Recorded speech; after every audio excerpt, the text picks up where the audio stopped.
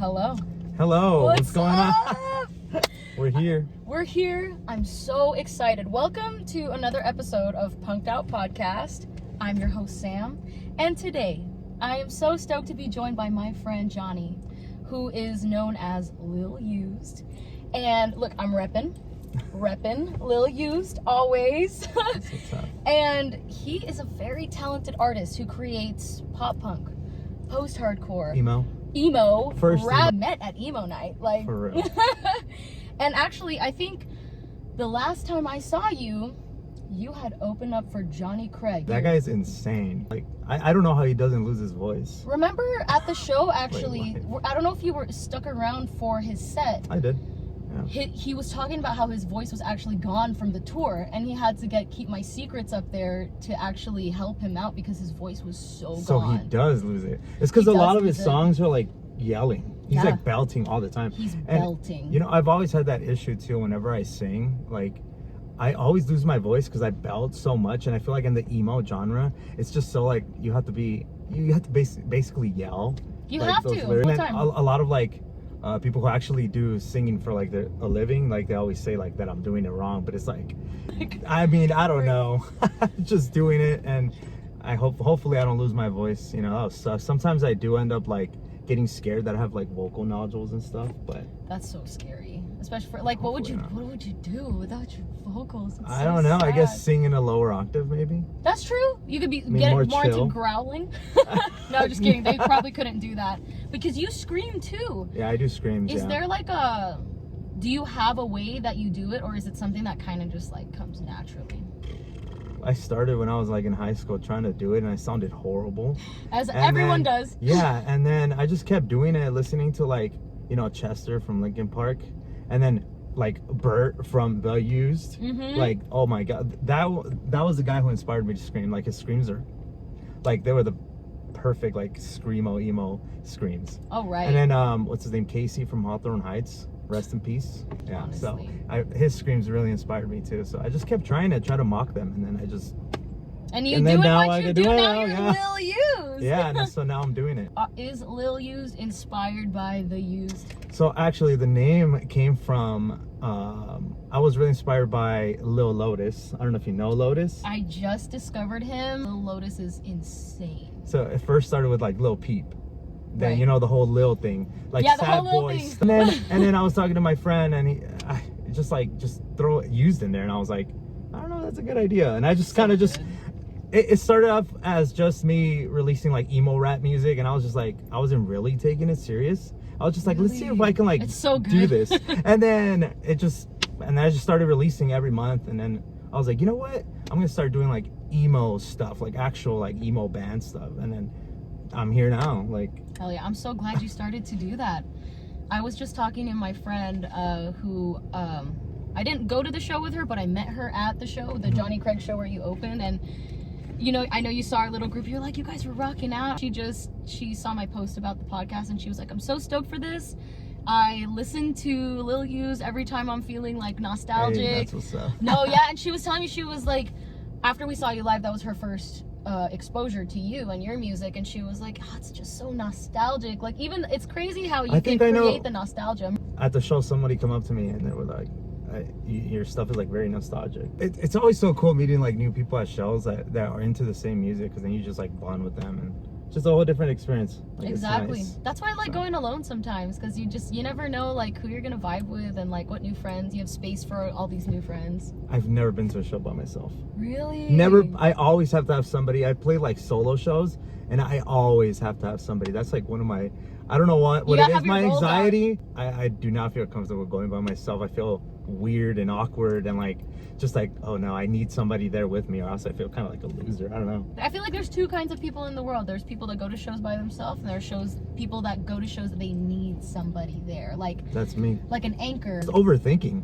I feel, you know, it's just a thing within yourself that you feel like it that. is overthinking. When like, you know, you can meet people there, you know, bond and stuff, but I guess just it's not for everybody. You know, the anxiety gets to me, and I start like getting all shaky and stuff over it. I don't know why. It just happens. We'll talk about how I first heard of you, and that was I made a TikTok video because I knew Sad Boys and I wanted to support them. I got in touch Shout with Sad out. Boys. Shout out Sad Boys. God, I love you guys so much. We love great. Sad Boys. I'm glad I got to collab with them.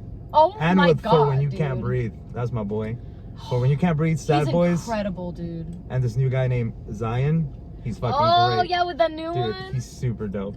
But I remember I saw you and I was like, okay, like Sad Boys featuring For When You Can't Breathe, Lil Used. And then I'm from here, so I saw the flyer for that emo night with Marco DeSantis. Oh yeah. And I was like, Lil Used, God, that sounds so familiar. Like, who is that? And then I was like, wait, he collabed with Sad Boys. I'm gonna make him my friend. I'm just so glad that I got to collab with them though, because they're great artists. They're growing too. Dude, like just last year, they were like, their numbers were kind of like low, and then they just like popped off. I'm like, what the fuck? That's crazy. All the collabs and stuff really help, which is great for them. I got a question here. Yeah, that's cool. We talked about some of your musical influences growing up. Who are your actual, like, I know we have The Used and all those other artists you were kind of talking about. Who are your main influences growing up? And how did you start, like, maybe what's your earliest memory of getting into music, emo music, all this stuff? Yeah, that was a while back. Oh, I know. Jesus. Dude, that's crazy. You know, seeing Sonny Moore, you know, from First to Last. Yes, Skrillex. Oh man, it's gonna sound crazy, but you know, when in high school when you had like your binders and you put like the pictures, and I had Sonny Moore everywhere, on my backpack, on everything, anywhere you can think of. So from First to Last was He's a a god, huge influence. Hell yeah. Like Census Fail, all the throwback like emo bands. Absolutely. Like Census Fail, you know, Taking Back Sunday, Hawthorne Heights. Stuff. Yes. Like all the OG emo stuff. That's like my biggest inspiration stuff. And I love that. yeah, I mean, and that's why I started playing music even in middle school. I listened to like Nirvana and stuff like that. Well, actually, first I bought an album from, you know, the Green Day album. Which one? American Idiot? Yeah, American Idiot. Yeah. How can I forget? Yeah, we're the same age, so it's like in middle school that was what came out, American Idiot. Yeah, so you know, seeing like Green Day and then Nirvana, all the like, and then I got into like heavier stuff like deathcore. Oh, so I was like really okay. into deathcore too, like Yeah. As Blood Runs Black, like stuff like that, like Carnifex and like Impending Doom, and like I was Yeah. I was going through that Heavy. phase too. We got like heavy. Straight like deathcore bands. Hell yeah. But you know, emo was always like my thing, like especially, and then like, you know, Christopher Drew, Never like, Shout Never, Never Shout Never was like yes. super huge stuff for me, and who else? I'm trying to think. So it was Never Shout Never, and then Secondhand Serenade. His vocals. Oh my god. So his, and I started singing and taking it serious was because of him. Because of him. John, yeah, from Secondhand Serenade. I don't know what it is, but his vocals just stood out for me. Fall for You. Oh yeah. Stuff. Like, I remember it was Fall for You that I first listened. Like that was the first time I heard of him, and then ever since then I just like, that was my biggest influence. Wow. If it wasn't for him, I think I wouldn't sing the way that I sing now. I believe Honestly, it. yeah. I can hear it, honestly. Yeah, a little bit. I love, like, you talked about your influence, like Sonny Moore and all of that. Like, I can actually feel the vibe. Like, I can feel, like, kind of like that Sonny Moore influence from you.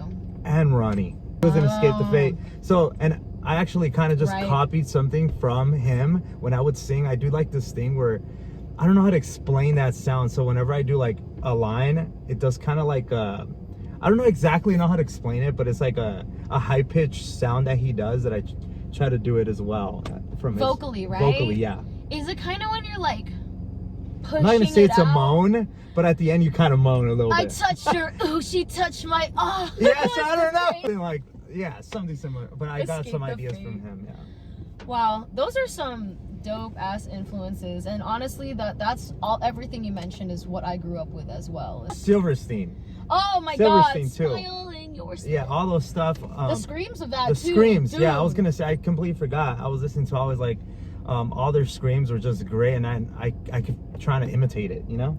So that's where I got. That's another influence right there. That's how you form your sound. Yeah, you get influenced by them. Like when you go to emo nights and stuff like that, it's such a good feeling. Like you're surrounded by all these millennials that share the same love for you. That we were kind of like, I don't know. I used to be kind of like ashamed of like liking that stuff, and like I got made fun of. Like, oh yes. I'm sure In you high did school, too. Tell me about that experience. In high school, I had some actual like some bad things happened in high school because of for being emo, for having the scene hair and stuff. Yep. So bullied and all that. all the time, like metalheads. There was like metalheads in high school that fucking hated the emo scene. Actually, I got my ass beat in high school because of being emo. Like, I'm not even lying about that. There was this guy who waited for me after school with this group of friends, and I told him, I'm like, dude, like, I do not want to fight with you. And then he's like, after school, we're gonna meet up with you at your last class, and we're gonna beat the shit out of you. And I was like, whatever about it, until like the last class was, and I was shitting bricks. I started getting super nervous because of that. And then and I saw them from the corner of my eye waiting outside, and I told the teacher, I'm sorry. It's just like, it was very traumatic. No, dude, too, like, a little bit. no, yeah, like, I'm sorry you're reliving it, but like, yeah, do tell, because someone else might have experienced the same thing. Yeah, I told the teacher, I'm like, these guys might beat the fuck out of me. Like, they might fuck me up. And he just kind of just brushed it off. And then I was like, whatever, and then I went outside, and dude, they beat the shit out of me. Yeah. The deans, like, they picked me up after I got knocked out and everything. You got knocked out? Yeah, I got knocked out, and then when I woke up, it was my friend who came, and he's like, sad. He was like, yeah, they picked me up, and they're like, dude, what happened? And I was like bleeding from my face and everything, but they ended up like suspending the guy. Was this a group of metalheads, or was this? Yeah, it was. Yeah. It was 4 of them, but I think only one of them did it, because I think in the video that the surveillance video, they showed that it was only one person that did it, but the other guys were just watching. All just because you were expressing yourself the way you want to? The fuck? I was kind of dumb. Now that I think of it, I mean, I know we were kids. I think we were like, 15, but still, like. That gets me so infuriated.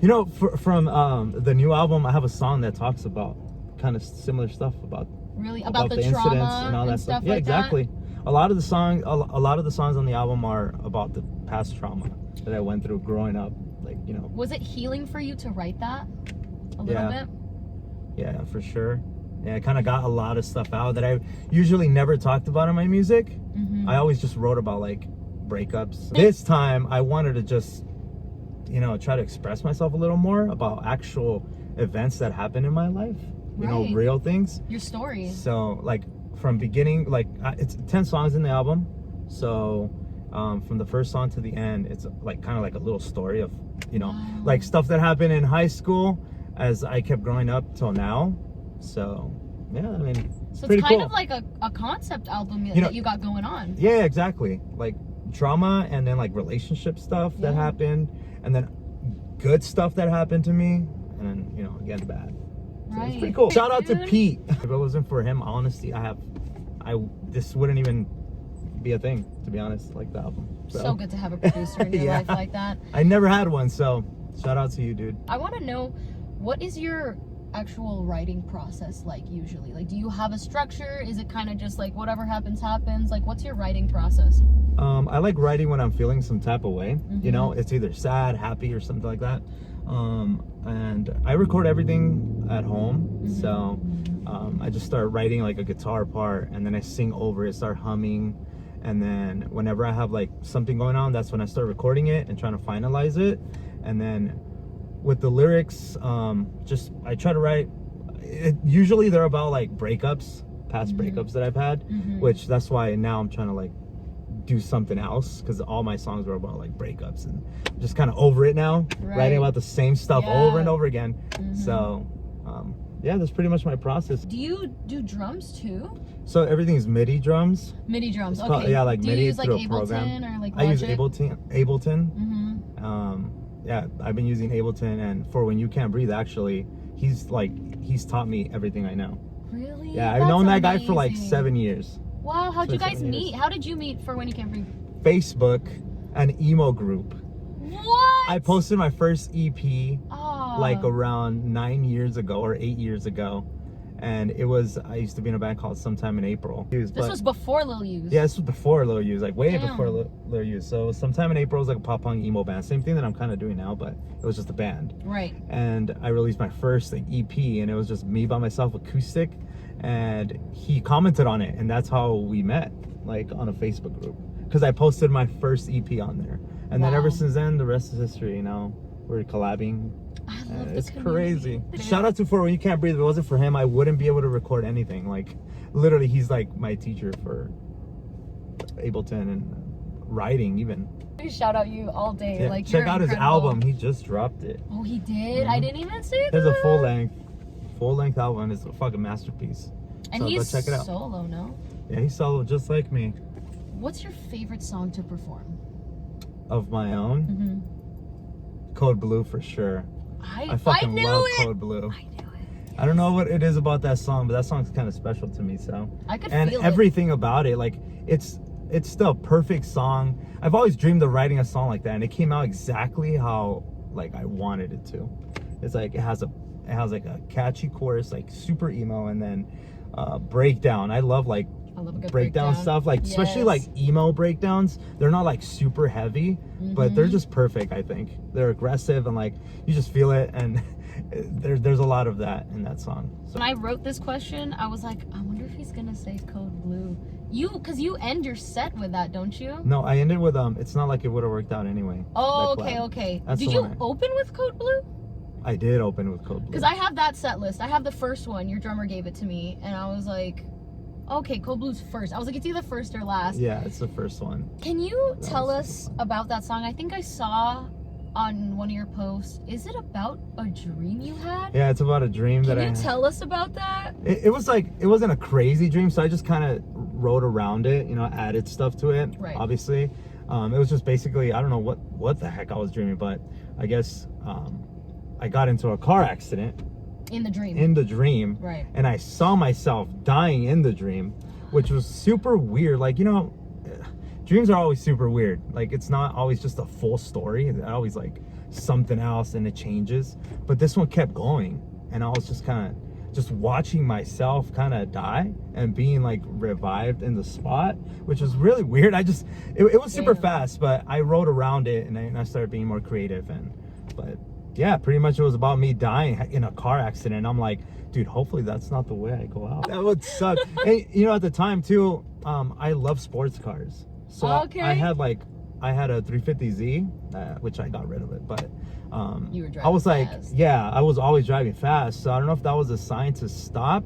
And then I ended up Could've been. selling that car because, yeah, I was being too reckless with it. Absolutely. So I got rid of it, and I was like, responsibility. but yeah, that song is about a dream that I had of me dying, like watching myself die, which was pretty weird. Did you like But- leave your body in your dream, like kind of float up? Yeah, and, like, it was see yourself? actually, the album art is basically like what I kind of experienced from it. Oh. But it's like kind of seeing yourself, like, you know, kind of like your soul looking at you or something. That's what it looked like. It was weird. It's really weird. I don't know. It was But like, it's strange. Maybe you had it so you could write this sick ass song too. Maybe. Or just to slow the fuck down and don't drive too Chill fast. out. Well, I'm glad you sold the car, and I'm glad you made that song. Yeah, that song is Because a that one, banger. that's got all the elements. I love that. I really do love that song so much. Like, it's got the screams. It's got the it does have the screams, right? I'm thinking Yeah, of the it has right the song. screams, yeah. I always get your songs like my wife. And it's self-produced, so I did everything. I everything just on did that everything one? on that. Well, I did everything, like the mixing, the mastering. all that. mastering. Yeah. Like, you are so talented, and I'm loving all the emo covers that you've been coming out with, snippets on like TikTok and on Instagram Reels. Like, those are really awesome and really well done. I really love the Sugar We're Going Down, the last one that you just posted too. Yeah. There's something about like just you and the Simplicity guitar. of it. Yes, Yeah, it's just more emotion, I feel. absolutely. Maybe. I think that's You get your voice out more. Yeah, exactly. I'm actually releasing a full cover of, I don't know if you heard of Hot Mulligan. Have I heard of guys? Have I heard of Hot Mulligan? That's my favorite band So right now. I'm releasing that one next Friday. You did Fell in Love with Princess Peach for That's that? the one I'm doing a full cover of. I'm actually gonna try to release like full covers of stuff that I do, especially You of just should. the songs that I YouTube, you should really make really a like. YouTube and do that. Yeah, I'm gonna do a YouTube video for that song, and it's Yes. gonna be on my Spotify, and Oh my god. actually did pretty well on TikTok. So I'm sure the it did. No, cover- dude. Yeah. Hot. I mean, so TikTok goes crazy for any Hot Mulligan content. I know, dude. They that go band crazy. fucking blew up. Have you seen And them live, dude? I've never seen them live. There's nothing like it, dude. It's I went to When We Were Young Fest, and you know there was all these. They there was, played for when.